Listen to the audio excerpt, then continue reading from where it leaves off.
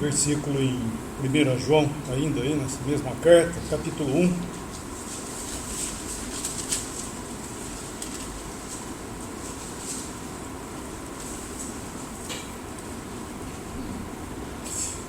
Capítulo 1, versículo 5. Ora, a mensagem que da parte dele temos ouvido e vos anunciamos é esta, que Deus é luz e não há nele treva nenhuma. Nosso capítulo 4, versículo 8.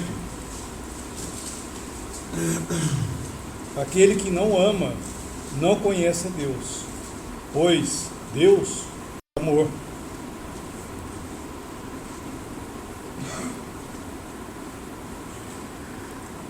João na carta, né, que ele é bem claro, né? Não que outros apóstolos não tenham sido, né? Mas o caráter da carta aqui é clareza, sim ou não, né? Porque nós vemos como ele trata o assunto, né? Ele traça uma linha divisória daquele que confessa e aquele que não confessa, de luz, de trevas, de amor e não amor. Só que antes dele falar, no nosso capítulo, como ele diz em outros versículos também, que Deus é amor, no nosso caso no versículo 8, antes de falar que Deus é amor, no início da sua carta, ele fala primeiramente que Deus é luz. Digo isso porque confunde-se muito, né, no meio religioso, colocando o amor no primeiro plano, em vez de entender que primeiramente Deus é luz. É na luz que nós amamos. É isso que ele está falando. É na luz, diante de Deus, né, o amor de Deus e tudo mais, nós amamos. Até esse versículo aí, ó, interessante, que é o versículo 19, aí fala, né, nós amamos a Ele. Isso aí está errado, né? Não é? Amamos porque Ele nos amou primeiro. É isso que é o versículo. Amamos, não amamos a Ele como nós estivéssemos correspondendo a Deus. Nós não correspondemos a Deus. Porque o assunto aqui é que ele está falando que nós temos o amor de Deus em nós e nós amamos. É isso que ele está falando. Porque senão fica que nem aquela frase que a gente vê escrito por aí: Jesus te ama, eu também. Não conseguisse comparar ao amor de Cristo. Isso é um absurdo. E aqui é o que ele está falando, é isso aí. Amamos porque Ele nos amou primeiro. Ele deu amor em nós podemos amar nossos irmãos, né? Não estou dizendo que nós não amamos o Senhor, não é isso. Mas o assunto não é esse. Esse versículo não está correto aí. Porque o assunto é esse. Mas antes disso, antes de chegar ao amor, nós chegamos primeiramente na luz.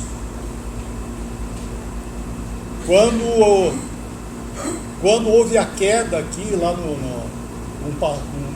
num passado distante, né, que o mundo ficou em trevas e tudo mais, quando o Senhor veio aqui para restaurar a terra e criar os animais e tudo mais, o homem inclusive, primeira manifestação dele foi luz. Haja luz. E houve luz. Daí, na luz, ele criou todas as coisas. Em amor, ele fez uma criação, mas primeiramente teve a luz. Então é esse caráter aqui da carta, né? Que nós estamos vendo que Deus é amor, sim, mas Deus primeiramente, Ele é luz. Esse versículo 19, em outras traduções, na Revista e Atualizada, por exemplo, não tem esse a Ele. Na tradução do Darby também não tem, algumas traduções católicas também não tem. Nós o amamos porque ele nos amou primeiro. Falta esse a Ele. É interessante também entender que esse amor, às vezes a gente pega essas Bíblias mais antigas, versões antigas, a palavra usada é caridade. Eu no começo achava que era estranho caridade, e na hora da leitura eu até costumava ler amor, né?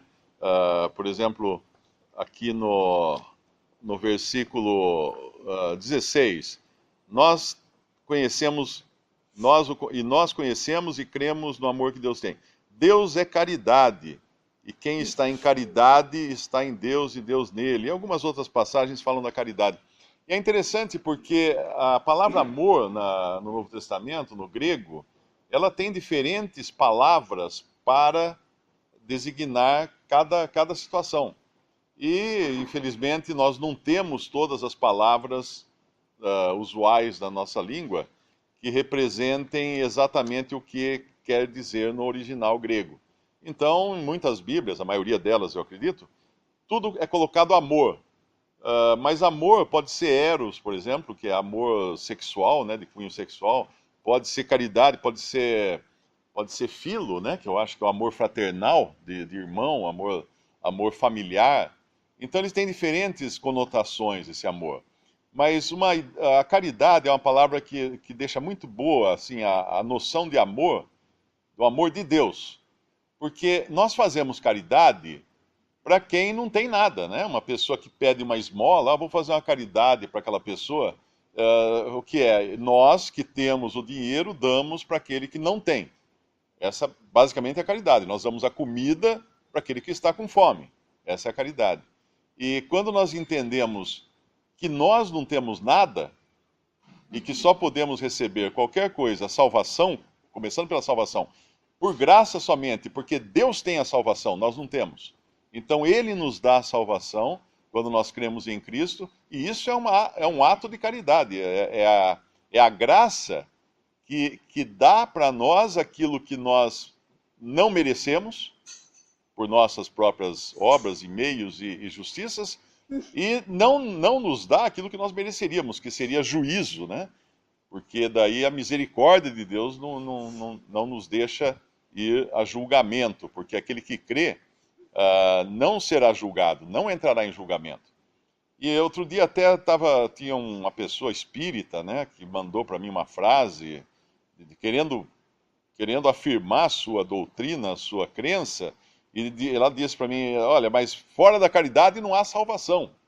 Esse é um lema, é um bordão espírita. E eu respondi, sim, eu concordo com você. Fora da caridade não há salvação. Mas caridade de quem? Essa é a questão. Da caridade de Deus não há salvação. Fora da caridade de Deus não há salvação. Porque se eu achar que eu tenho uma caridade que possa me salvar, então eu estou achando que eu sou Deus. Mas nós não temos nada. Por isso que é muito claro aqui que o amor de Deus é que nos leva a amar também ou a fazer qualquer outra coisa. Porque essa caridade, sim, é que nos traz salvação. Agradeço o professor Mário de falar do versículo 19. Quando eu disse que o versículo não estava correto, é porque eu estou dizendo, tá? Que segundo os originais não tem a palavra nós amamos a Ele. Amamos porque Ele nos amou primeiro. O início do capítulo aí é algo importante, né? Ver o espírito, né? Quando ele chama aqui do espírito dos vossos profetas e o Espírito de Deus. Porque o reconhecimento da pessoa aqui que é tratada, que é do Senhor, que o assunto aqui é a manifestação de Deus, ele está falando do Senhor Jesus. Que ele, por isso que ele fala aqui, versículo 2, que nisso reconhecemos o Espírito de Deus, Espírito com letra maiúscula, Espírito de Deus. Todo espírito, com letra minúscula, que confessa que Jesus Cristo veio em carne, é de Deus. E aquele que não confessa que Jesus veio em carne, não é de Deus. Ou seja, a pessoa, né, da manifestação de Deus, quando Deus se manifestou aqui, ou seja, Ele veio da glória e se fez carne. A pessoa do Senhor Jesus aqui nesse mundo, né, esse homem que estava aqui, ele é uma pessoa da divindade. Não apenas nasceu, Jesus era um homem, sim, mas ele era Deus, ele tinha uma origem antes de vir aqui. E esse é um assunto importante, né, para entendermos isso, que Deus se manifestou aqui nesse mundo, a pessoa do Senhor Jesus. E a importância da salvação está em quem foi o nosso Salvador. Estou falando nesse capítulo nosso aqui. Quem é o Salvador? Como que Deus o fez, né? É em Cristo. Porque a importância da obra do Senhor Jesus é por causa da importância dele. Né? Por isso que muitos pensam, né? O Espírito, né, que o Mário está citando aí, por exemplo, ele acha que Cristo esteve aqui, né, que foi um ente, né, que veio aqui, um ente reencarnado, aperfeiçoado, para deixar o exemplo para nós. E quando João está falando aqui, ele apresenta ele como Salvador. Né? Versículo 14, quando ele está falando do amor, quando ele fala que o Pai enviou o Filho como Salvador. Ou seja, nós precisamos não de exemplo, nós precisamos de Salvador. Não que ele não tenha sido, ele é o exemplo para nós, lógico, mas o que nós precisávamos é de Salvador. E ele foi. Então a importância da obra de Cristo, né, que ele fez, não é para deixar exemplo que você tem que fazer igual. A importância da obra que traz salvação para nós, por causa da importância da pessoa que estava ali morrendo por nós. Ele foi aquele que saiu da glória, se fez carne, se fez um homem aqui, e com essa vida, né, o que ele viu aqui, ele foi para a cruz e deu a vida dele ali na cruz por nós. É isso que ele está falando.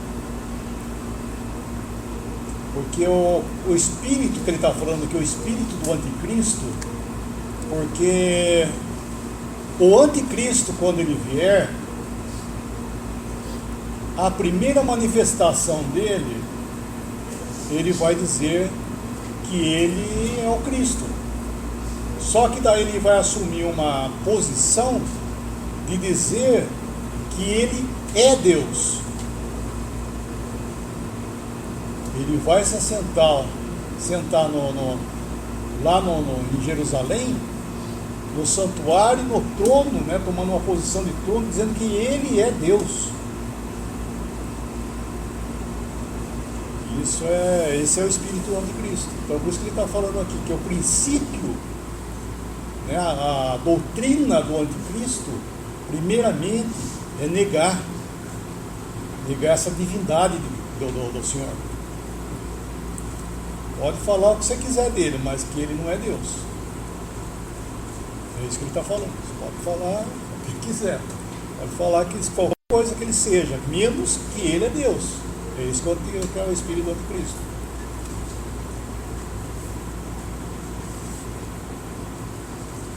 E eu duro que esse mal, né, irmãos, entrou dentro da profissão cristã. Pessoas finalmente crentes, né, não acreditam na divindade de Cristo. Isso é terrível.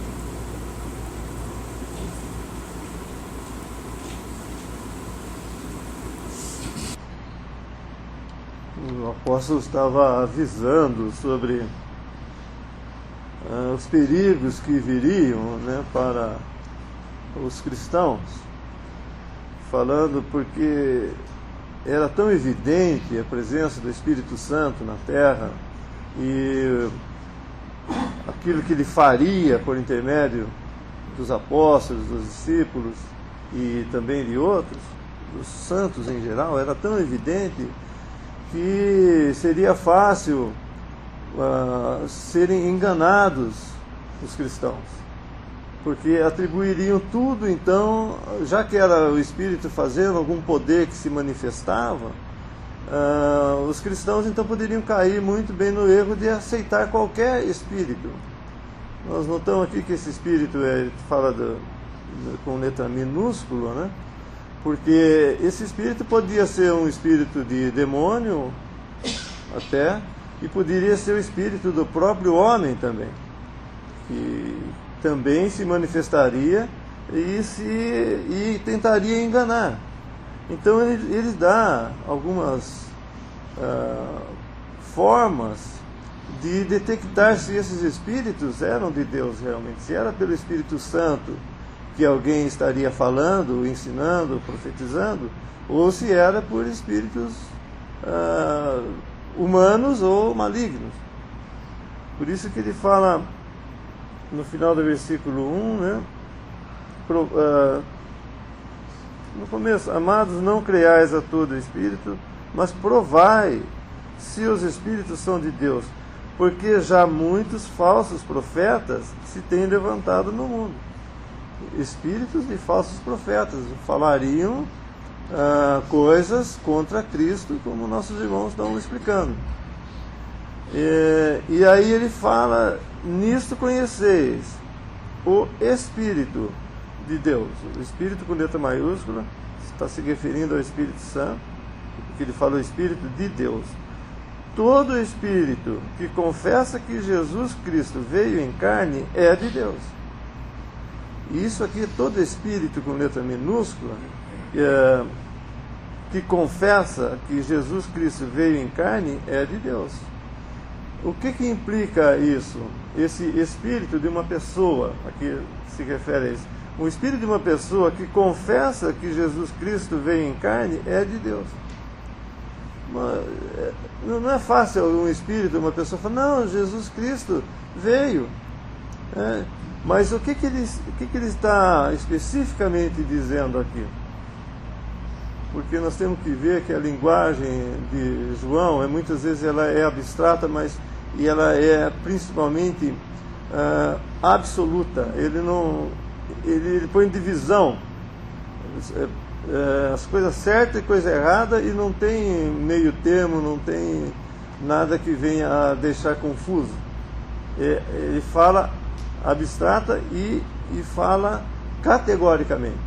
Por isso que muitas expressões aqui, por exemplo, que é nascido de Deus não peca, não é uma questão só do nova natureza. Ele está dizendo que um cristão nascido de Deus não peca. Agora, a realidade nós sabemos muito bem como acontece, mas a base, o padrão é esse: o cristão não peca. E aqui então ele está dizendo também: todo espírito que confessa que Jesus Cristo veio em carne é de Deus. O que implica Jesus Cristo veio em carne? Porque todos nós vamos falar: ué, mas se ele fosse um homem natural, um homem como os outros, todo mundo que nasce veio em carne, não tem como. Mas o que implica? Por que ele está dizendo que Jesus Cristo veio em carne? Distinguindo, né, aos demais que vieram em carne, que nasceram na carne, vamos colocar mais corretamente. Qual a diferença de nascer na carne? Porque isso todos nasceram na carne. Mas vir em carne, isso implica que ele já era antes. Mostra, né, a sua divindade, mostra a eternidade dessa pessoa que, estando na glória, desceu e veio em carne.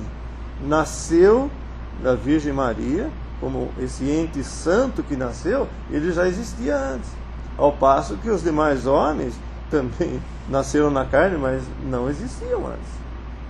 Então, isso implica, né, e é o que João defende muito no seu evangelho e nas suas cartas, esse aspecto da divindade de Cristo. Negar a Cristo é negar a sua divindade. Negar que ele é o Filho eterno de Deus. É o nome que ele tem na eternidade. Assim como tem o nome do Pai, o nome do Filho e o nome do Espírito Santo. O Filho é o Filho eterno, é o nome dele na sua eternidade, na sua divindade. Então, ele confessa que Jesus Cristo veio em carne, é de Deus. Isso é verdadeiramente.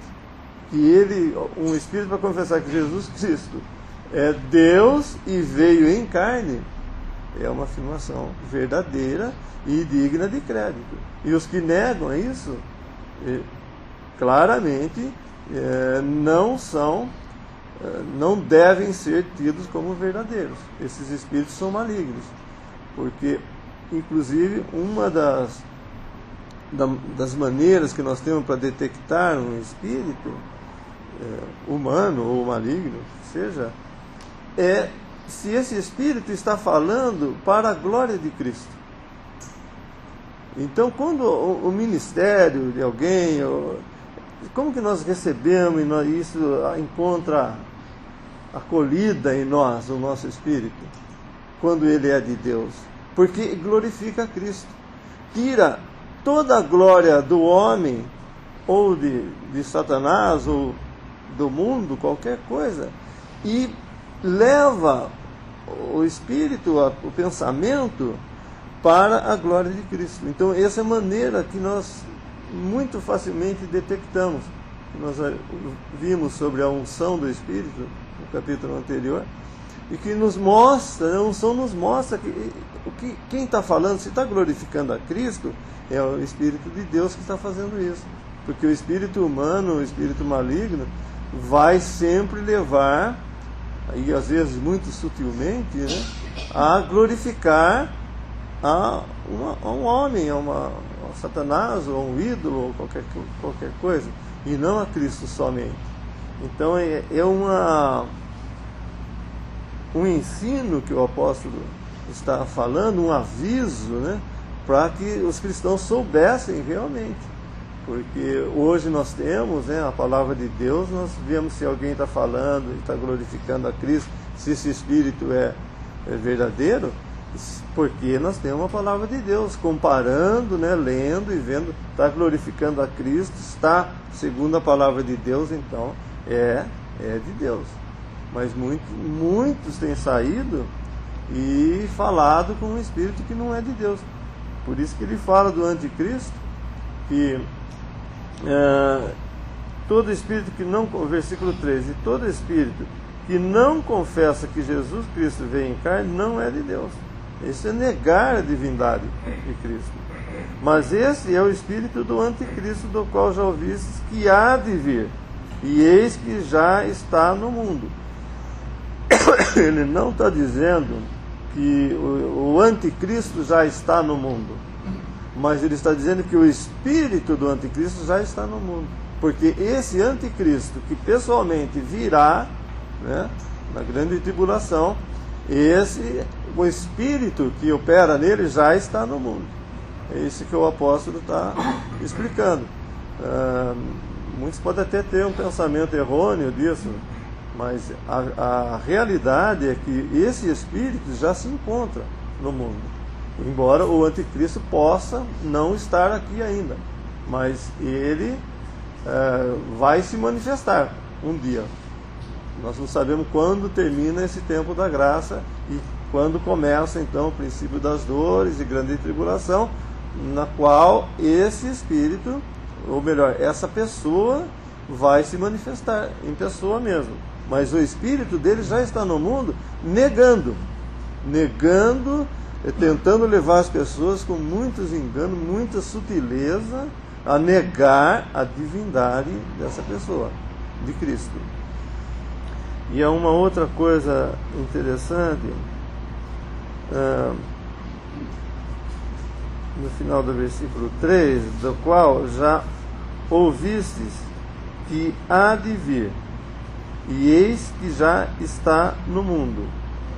É importante nós entendermos esse aspecto.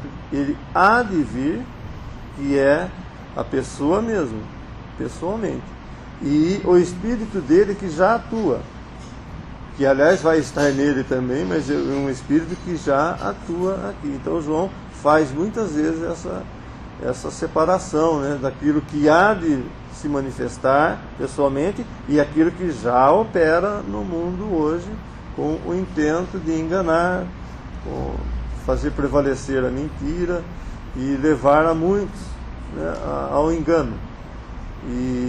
E sem essa que é a importância disso, que sem esse reconhecimento de que Cristo é Deus, em todo o sentido da palavra, não há salvação. Não há nada que possa fazer com que uma pessoa esteja verdadeiramente salvo. Se não há esse reconhecimento da divindade absoluta de Cristo, assim como de sua humanidade também, mas a sua divindade, que é o que João defende muito aqui, não há salvação. E por isso que muito sutilmente, repito, algumas religiões têm negado sutilmente essa verdade, para enganar as pessoas a ir a um caminho que sem esse elemento do reconhecimento da divindade de Cristo, ela não pode ser salva, porque se Cristo não é Deus, então nós estamos perdidos em nosso pecado, embora Ele tenha vindo aqui feito muito bem e ter até morrido, mas se Ele não fosse Deus, Deus fazendo algo para si mesmo, à altura de si mesmo, nós não alcançaríamos salvação. Por quê? Porque haveria imperfeição. E Cristo é imaculado, Ele não tinha pecado, não podia pecar, nem conheceu o pecado e não cometeu pecado de forma alguma. Então só Deus poderia fazer essa obra que estaria à altura de Deus mesmo, e pela qual os homens poderiam ser salvos pela fé nele. Mas é um elemento da fé que não pode faltar. Por isso que João fala muitas vezes e defende muito esse ensinamento, essa doutrina que é fundamental ao cristianismo. E, repito, muitos têm sutilmente desviado, dizendo que era um Deus, ou que ele também tinha a possibilidade de pecar. É tudo coisa que realmente pode desviar uma pessoa de encontrar a salvação da sua alma pela fé em Cristo. Em Santos existe uma ilha, né? Agora não é mais ilha, agora emendaram com a terra, chamada Ilha Porchá. E eu me lembro, na época que eu estudava em Santos, depois essa ilha acabou sendo proibido construir nela. Não pode mais construir prédios na Ilha Porchá. E isso aconteceu depois que foram construir um prédio muito alto, e quando começaram a bater estacas, né, aquelas estacas de concreto, às vezes é de ferro, que tem aquele batedor hidráulico que vai batendo, enfiando a estaca até ela encontrar um terreno mais duro para depois poder construir o prédio em cima dessas estacas. São várias estacas que são feitas na fundação. Quando foram bater uma estaca, chegou num determinado momento, o batedor deu uma batida na estaca, a estaca simplesmente desapareceu. Ela desceu e sumiu. Aí foram descobrir que embaixo da Ilha Porchá existe um vazio. Os prédios mais menores que tinham construído antes não tiveram esse problema porque eles chegaram na rocha. Mas essa atravessou a casca de rocha e entrou no vazio. Deve ter uma gruta imensa por baixo, talvez escavada pelo mar. Aquilo, na verdade, é uma concha, não é uma ilha sólida. E aí proibiram, não pode mais construir nenhum prédio alto ali. E o cristianismo, né, como o irmão estava falando, da uma verdade fundamental. O que é uma verdade fundamental? É uma verdade de alicerce. Sem essa verdade, o alicerce fica oco, fica uma gruta embaixo. Qualquer coisa que construir em cima vai cair. Então existem religiões hoje maravilhosas do ponto de vista assim, das pessoas que são muito, muito honestas, muito trabalhadoras, muito dedicadas. Existem várias doutrinas que são exatamente como diz a Bíblia e tal. Mas, espera aí, se bater a estaca nessa religião, o que vai acontecer? Ela vai encontrar a rocha sólida, ela vai encontrar o fundamento da divindade de Cristo, ou ela vai desaparecer? Assim é, por exemplo, com as testemunhas de Jeová, que negam a divindade de Cristo, dizem que Jesus era um Deus, não o Deus Todo-Poderoso, não o Jeová do Antigo Testamento, porque ele era o Jeová do Antigo Testamento, Jesus, e negam isso. E muitos seguem achando que não, mas são irmãos, eles são cristãos, e outros caem no outro extremo e tem até uma dificuldade grande. Eu recebi essa semana um e-mail de um irmão em Cristo. Ele falou: Mário, meu chefe é testemunho de Jeová, eu devo parar de cumprimentá-lo, porque na realidade tem um versículo na outra carta de João, na segunda carta de João, que diz isso, no versículo 9. Depois do versículo 7, né, fala: porque já muitos enganadores entraram no mundo, os quais não confessam que Jesus Cristo veio em carne, ou seja, que Jesus Cristo tem existência eterna antes de vir. Esse tal é enganador e o anticristo. Olhai por vós mesmos, para que não percamos o que temos ganho, antes recebamos o inteiro galardão. Todo aquele que prevarica e não persevera na doutrina de Cristo, não tem a Deus. De que doutrina ele está falando? Não é do ensino que Cristo deixou, mas né, é do ensino a respeito de Cristo que João está falando aqui. E que ensino é esse? É o da primeira carta. E é o também do versículo 7, que Jesus Cristo veio em carne. Essa é a doutrina de Cristo aqui, neste lugar, está falando isso. Todo aquele que prevarica e não persevera na doutrina de Cristo não tem a Deus. Quem persevera na doutrina de Cristo, esse tem tanto o Pai como o Filho. E ele coloca o Pai e o Filho na mesma condição, vamos chamar de igualdade aqui, mas no sentido de divinos. De duas pessoas divinas, que são as duas pessoas da Trindade, a terceira pessoa é o Espírito Santo. Se alguém vem ter convosco e não traz essa doutrina, não o recebais em casa, nem tampouco o saudeis, porque quem o saúda tem parte nas suas más obras. Aí a dúvida desse correspondente: então eu tenho que parar de cumprimentar o meu chefe? Ele disse: não, porque quando o seu chefe vai a você, ele não vai a você para negar a divindade de Cristo, ele não vai a você para falar da religião dele, da testemunha de Jeová. Ele vai a você para falar para você: olha, precisa entregar esse serviço lá no banco, olha, precisa fazer esse relatório, olha, precisa fazer isso e aquilo. Ele vai a você para dar uma tarefa para você. Agora, se vai um testemunha de Jeová à sua casa, bate no seu portão, o que você vai fazer? Abrir o portão, receber, dar boas-vindas, cumprimentá-lo? Não. Porque agora ele está indo a você na qualidade de um disseminador da doutrina. Ele não está indo a você contrata um eletricista que é da testemunha de Jeová. Bom, ele vai a você para consertar a fiação elétrica da sua casa. Mas se no dia seguinte ele vier bater no seu portão e falar assim: olha, eu vim aqui, eu quero apresentar a minha religião, a torre de vigia, alguma coisa, você, amigo, até logo, pá. Fecha a porta e nada de conversa com ele. Então, nesse sentido, é o que vem ter convosco, nessa qualidade de um apóstata, de um que nega a divindade de Cristo, de um que está servindo o anticristo, porque tem o espírito do anticristo. Quando a gente fala de anticristo, é importante a gente lembrar dos anticorpos. Nós temos no nosso corpo anticorpos, que são células, eu acho que é brancas, né? Não sei, eu não sou médico, mas são células brancas, né? Que ficam o tempo inteiro lutando. A gente está aqui sentados, tranquilos, mas nós não imaginamos a batalha que está acontecendo no nosso sangue, no nosso organismo, com essa briga dos anticorpos destruindo células nocivas, ou bactérias, ou outras coisas, que é vírus, ou qualquer coisa que entre no nosso organismo. Eles têm que lutar contra isso. E essa é a sua atividade constante.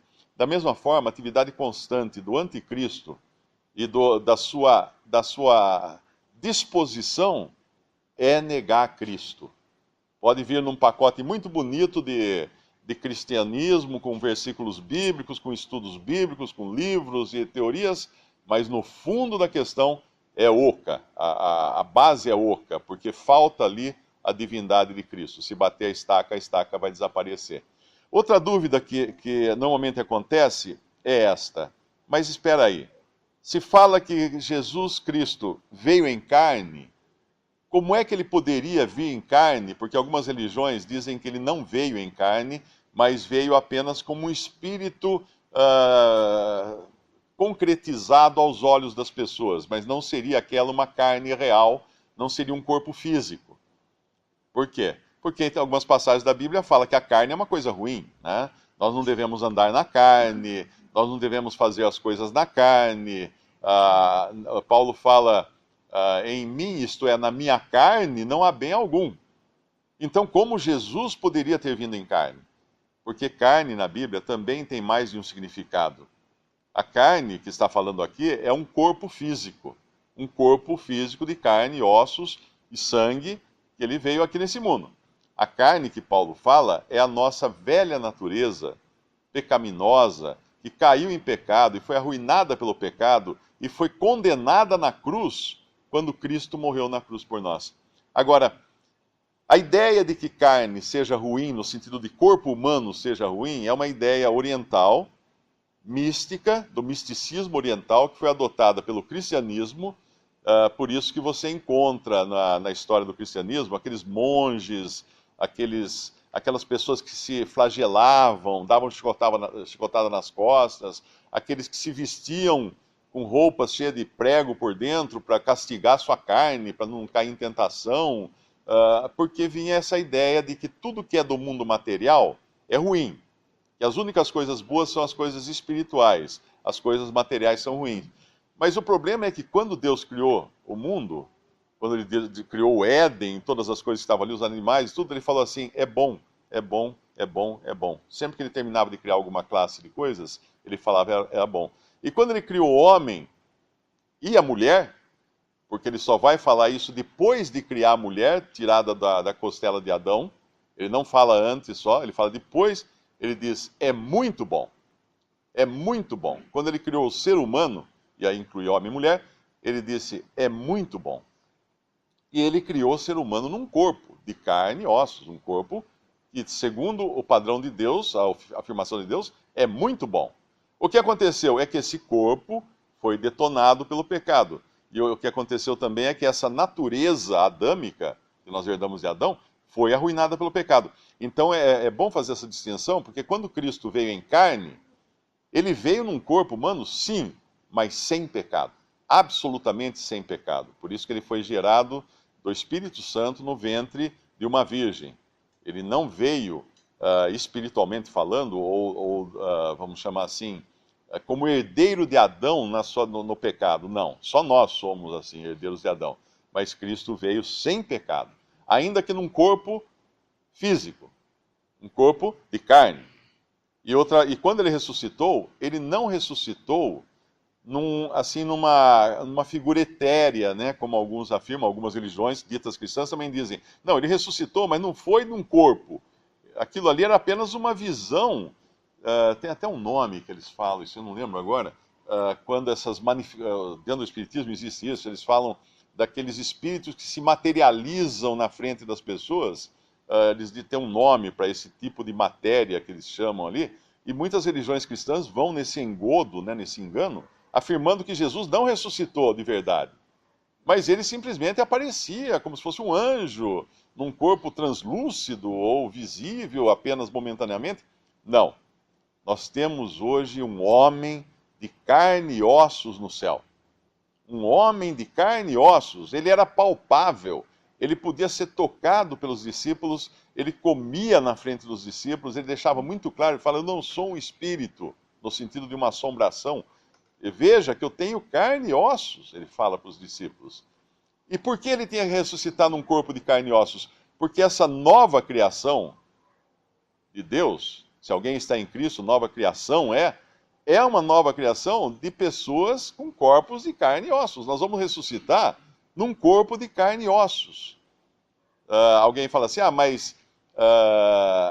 e aquela passagem que diz que a carne e o sangue não entrarão no reino de Deus, no reino dos céus? Não lembro exatamente onde diz a palavra.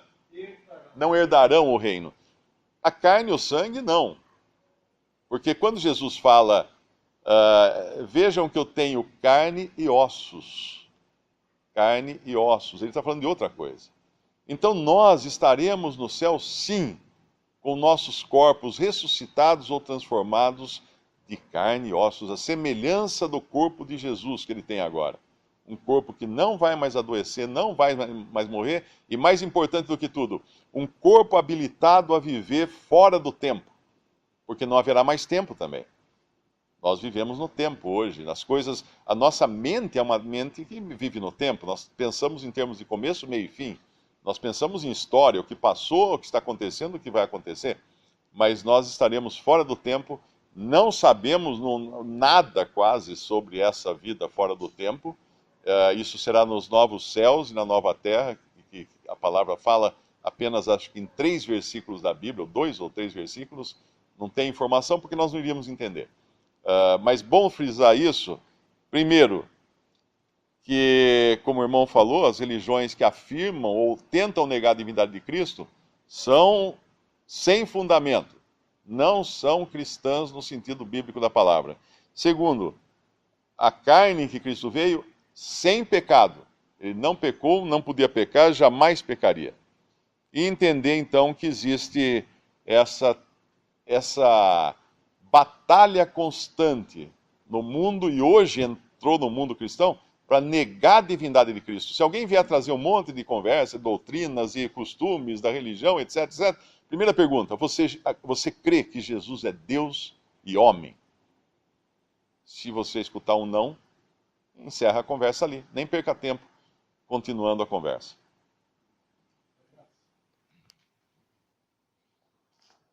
Deus, Pai, graças a Deus. Podemos sempre ter palavras.